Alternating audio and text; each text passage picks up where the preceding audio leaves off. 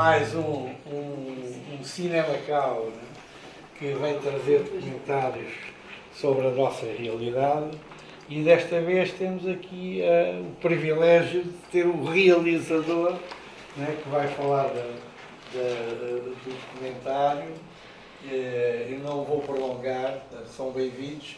A única situação é que temos dificuldades em fazer legendas em português, há legendas em inglês e cantonês, para quem perceber, é fácil, porque é todo em cantonês. Não é? Portanto, este documentário foi feito numa ótica que depois o Ruca, que é o realizador, vai explicar, mas achámos interessante trazê-lo nesta altura, precisamente porque vamos festejar o Xinming, né, que é o dia 4 de Abril, que é um culto dos antepassados, que está recheado de superstições, de uma áurea do sobrenatural, e este documentário do Ruca foca precisamente essas questões do sobrenatural na cultura macaense e na cultura asiática. Daí que haja aqui uma analogia, né? É uma forma de nós também celebrarmos o Xinming e vermos como é que na Ásia, em Macau, na China, né? O valor dos antepassados, né? Continua muito vivo e ainda é muito perpetuado, porque estas crenças são muito interiorizadas e fazem parte da vida das pessoas. Como nós costumamos dizer, nós estamos sempre em contacto com os falecidos e com os antepassados. E isso vai dando vida também, né, àquela nossa forma de estar, né, muito oriental, né, em que coabitamos muito bem com aqueles que faleceram. Portanto, ou seja, mantêm-se vivos entre nós através destas festividades e no nosso dia-a-dia. Né? E passava agora a palavra ao Ruca, que ele vai falar um bocadinho, e depois, no fim, depois do documentário, se quiserem levantar questões, cá está ele. Vá, Ruca, é a tua vez. Né? Ora bem, primeiro agradecer ao Carlos por mais esta oportunidade aqui e à Casa de Macau. O documentário surgiu quando eu e o António tínhamos feito a nossa empresa e já estávamos em operação por aí há 1 ano e pouco, 2 anos, e a gente fundámos a empresa no sentido que iríamos ter trabalho para nós, mas que de volta e meia íamos agarrar num projeto diferente e que era fora do nosso âmbito das coisas que estávamos a fazer e que íamos tentar explorá-lo. Tendo sempre uma vertente mais, apesar de ser um documentário, a gente tentou incluir mais vertentes de cinemáticas e através da própria experiência da Emily nós caracterizámos o documentário, não é ficção, mas é reencenado em algumas das situações para criar o trauma que a nossa personagem principal estava a viver. O documentário surgiu também de uma ideia, de uma curiosidade minha, especialmente com a cultura macaense, com a cultura em Macau, que são várias, não é? Não posso dizer que seja uma, há várias vertentes, desde o taoísmo e outras do budaísmo. Todas estas misturam-se e criam ali um pote de metafisicidade, uma coisa assim esquisita que, ao contrário, por exemplo, das religiões cristãs, digamos assim, que é quase praticado diariamente, o asiático parece uma pessoa um bocado desligada destas situações até ver-se deparado com elas. Depois são piores, são mais supersticiosos que nós, têm mais problemas com os números do que nós, têm mais... e achava isto curioso, porque aparentemente no contacto direto com eles eu nunca senti esta superstição, nunca senti estas crenças. Então falei com uma amiga minha, que do meu tempo que trabalhava na TDM, porque para fazer uma investigação precisava de uma pessoa que fosse fluente em cantonês, mandarim e fosse da área, então desafiei-a e ela também gosta muito, gostava muito deste tema do espírito e do metafísico, não sei quantos, e fomos de viagem fazer a investigação e a descobrir estes pequenos sítios. Acho que não queria dizer mais nada, agora era se calhar mostrar e depois que tiver algumas questões, algumas dúvidas, sei que há no fim para falar. Ok? Vamos a isso, então. 夜晚去沙梨頭嗰晚，周圍問人，全部即係我諗可能係有少少係澳門人唔知啊，可能係佢哋比較收斂啲，即係佢唔會。首先佢唔識你啦，呢個咁我明白，佢唔識你，佢唔會3、6、7唔會同你傾咁多嘢。第二就係佢哋唔係好中意講呢啲嘢，即係就算你問佢其他嘢，佢可能都唔會講。你何況你問佢呢啲神神怪怪嘢，佢可能更加罩忌。即係natural para quem é veio oriental é uma coisa com que coabitamos. Agora a abordagem do Hulk é interessante porque há aqui 3 ou 4 questões que eu deixo no ar. Ele foca, há aqui uma diferença entre fantasmas, espíritos e funções, o Feng Shui.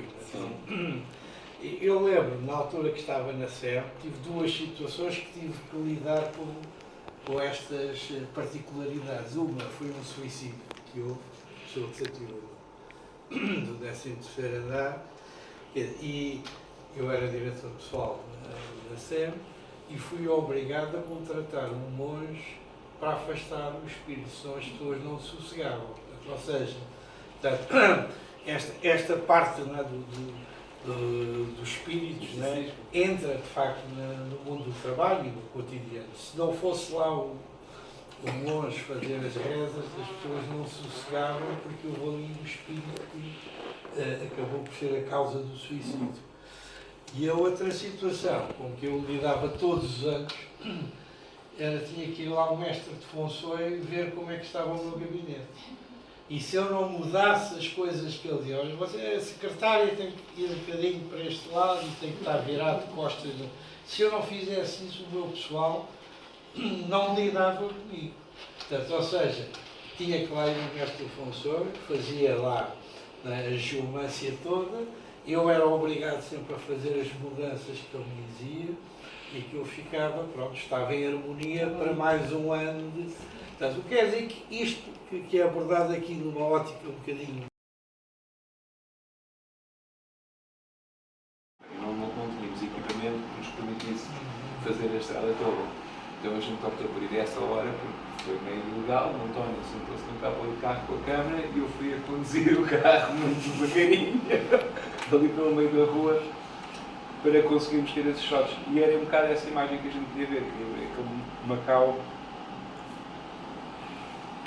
que não tem aquela beleza óbvia, não tem aquela beleza que era publicitada, que vem nos cartões de turismo, que vem nessas coisas todas, que é esse Macau diferente. E ao mesmo tempo queria que o documentário, queríamos que o documentário que tivesse coisas efeitos fosse muito pessoal, portanto eu queria contar a história através de detalhes, por isso é que há muitos detalhes, e ao mesmo tempo sempre fosse com a personagem principal que estivesse em cena, eu queria que nós nos afastássemos um bocadinho dela, que fosse uma coisa quase voyeurística, de nós estarmos a respeitar um mundo que desconhecemos, um mundo que não interagimos, um mundo que não é nosso, mas que nós pertencemos a ele.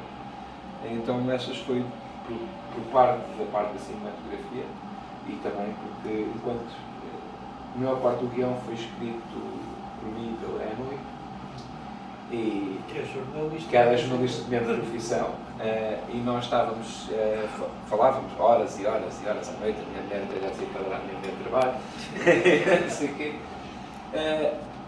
E ela depois começou-me a confessar, porque ela vivia sozinha na altura, ela começou-me a confessar muito, estava a ficar perturbada, ia ter pesadelos, ia ter ansiedade, ia não conseguir. E ela depois disto, a gente tentou caracterizar isto no documentário, que ela começou por não conseguir dormir com a luz apagada, depois tinha que dormir com a luz acesa, depois passou a ter que dormir na sala, depois começou a ter que dormir na sala com as luzes ligadas e com a televisão ligada. Porque começou a agora dizer, então vamos parar, quero que isso faça pressão, não sei quantos, mas ela, não, eu estou a gostar disto, porque é que isto estava a provocar estas emoções, porque é que isto estava a provocar estas reações, por isso quero saber mais, quero... E ela é curiosa de natureza, a gente só foi muito fácil trabalhar com ela, fazer ali tudo. E foi a pessoa que nos levou deste pouco ao caminho, porque depois comentávamos isto, ela também acaba por performar no documentário, que era todas as pessoas estavam disponíveis a participar connosco. A gente aparecemos na rua com as câmaras, não sei quantos, e ela aparecia a falar. É engraçada, é bonita, tipo, é muito simpática a falar, é afável. Então isto Tirando aquela senhora do rato. Isso aconteceu Essa então, logo subiu. Afaste-te daqui. Mas isso aconteceu-nos N vezes, que normalmente conseguíamos fazer uma aproximação, mas cada vez que ela falava de espíritos ou de não sei o que, fechavam-se em 7 chaves e não sei o quê. E por isso é que a maior parte dos depoimentos da primeira pessoa que nós temos, ou quase todas as pessoas que participaram no documentário, não queriam aparecer no documentário. Pois é a questão da imagem, né? Sim, mesmo a gente começa no óbvio, que foi no primeiro tempo taoísta. O taoísmo é o grande impulsionador destas vertentes todas. Não foi filmado a montanha russa, nós chamamos montanha russa, é onde houve muitos suicídios, enquadramentos. Não, era o nosso caso. Sim, da Serra. Do Colégio Dom Bosco. Sim, Toda a gente tinha medo. eu começo aí nas imagens paradas, mas a primeira entrevista que eu tenho é com um mestre taoísta, que é o que está a desenhar na areia. Sim. Esse aí. E mesmo ele, sendo líder de uma religião, de um capítulo lá no cabo, porque o taoísmo tem imensas vertentes, ele não se mostrava com disponibilidade para estar. Ele não se importava de falar, mas ser filmado não. E até que há um momento que eles, não se reparam nesse tempo, eles estão a desenhar com uma caneta, um pincel vermelho sobre um papel amarelo. Isso foram umas cenas de proteção que eles fizeram para nós, que estávamos a fazer um documentário. Então o mestre achou por bem que para nos proteger enquanto a gente estava a planear neste documentário, aquilo era um feitiço para que os fantasmas não se conseguissem agarrar a nós. Porque a maior parte disto também foi filmado durante o festival do... Pronto, a investigação foi durante um ano, basicamente. As filmagens, por causa do tempo que a gente teve restrito, foram quase todas filmadas em agosto, durante o Espírito Fomeado.